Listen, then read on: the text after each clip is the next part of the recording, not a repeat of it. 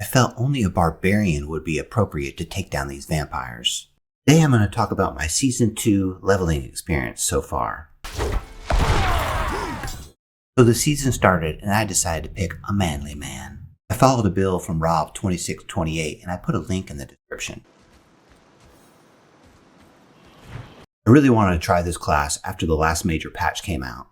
It includes a lot of itemization changes, and the change that I was most interested in was to Overpower. There was going to be more of it on the gear, and I know it was good on Druid Season 1 through his talents, but I want to try it on Barb for Season 2. Of course, it's kind of hard to test that out until the later levels, but that was my plan. Also, there were a number of armor changes that may be really good for Barbarian.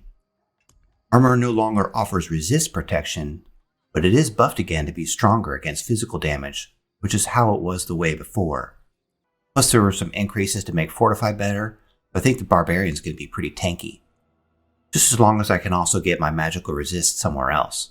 So the first day I got to level 40 pretty quickly. I don't feel like I played that many hours to get there.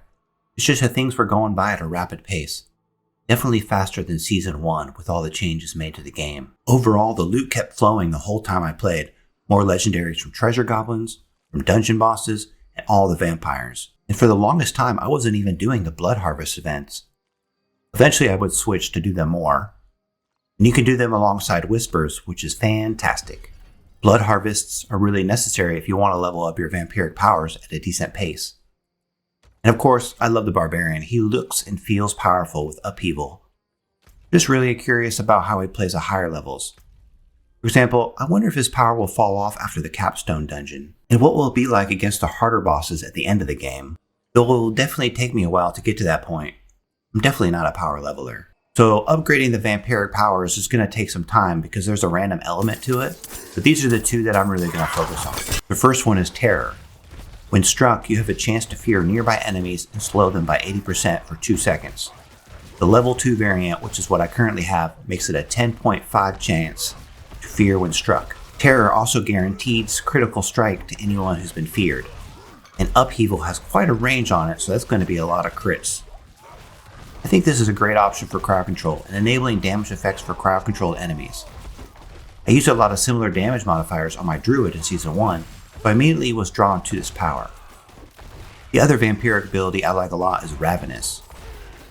On lucky hit, up to a 20% chance to increase your attack speed by 20% of your total movement speed for 6 seconds.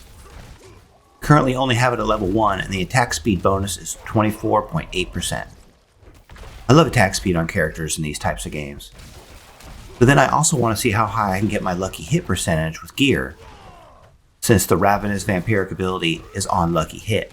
Well, those are my initial impressions of Season 2. I can't wait to play some more. See you all in game.